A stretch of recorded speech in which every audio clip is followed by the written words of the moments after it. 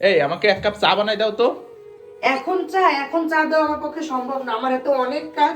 এসব কাজ দেখে তোমাকে আমি এখন চা দিতে পারলাম না বলে দুঃখিত। কেন তোমার হাতে এত কি কাজ? চোখ দিয়ে দেখতে পাচ্ছ না কিসের কাজ?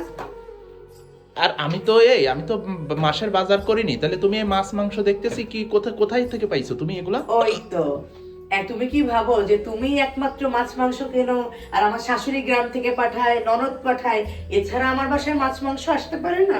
তুমি বাজারে গেছিলা নাকি?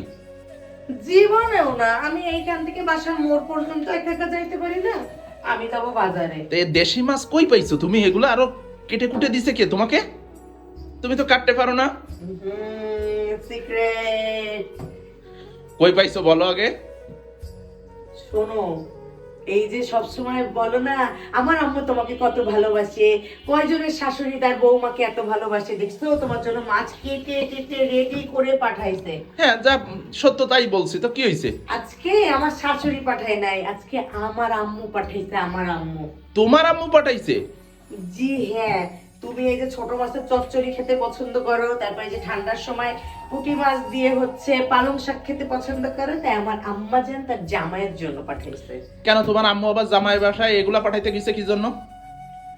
আশ্চর্য, আমার শাশুড়ি যদি তার ছেলের বউর জন্য পাঠাইতে পারে, তো আমার মা তার জামাইয়ের জন্য পাঠাইতে পারবে না? এটা কেমন কথা বললা তুমি?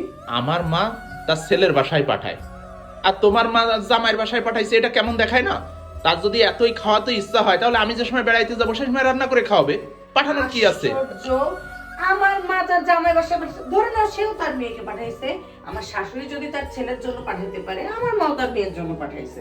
না, এগুলা নিষেধ করবা তোমার দেখো আম্মুকে। দেখো কত ছোট মাছ, এরকম দেশি দেশি মাছ খাইতে যে কি মজা লাগে, টাটকা টাটকা মাছ। না, সেটা অবশ্য ঠিক। এই দেখো, এই যে আম্মু কিন্তু শোল মাছ পাঠাইছে, ঠিক আছে? লাউ দিয়ে খাইতে সেই স্বাদ লাগবে। আর কি পাঠাইছে জানো? কি পাঠাইছে? তোমার ছেলে এই যে চিকেন ফ্রাই করে করে পাগল করে না, চিকেন ফ্রাই, তো তার নানি তার চিকেন ফ্রাই খাওয়ার জন্য বড় একটা মুরগি পাঠাইছে। অনেক বড় মনে হচ্ছে। হ্যাঁ, অনেক বড় মুরগি, 4-4.5 কেজি ওজন হবে। 4.5 কেজি? হ্যাঁ। বাবা, কেমন লাগতেছে শ্বশুর বাড়ি থেকে মাছ আসা? হ্যাঁ, অনুভূতি কি আপনার বলেন স্যার?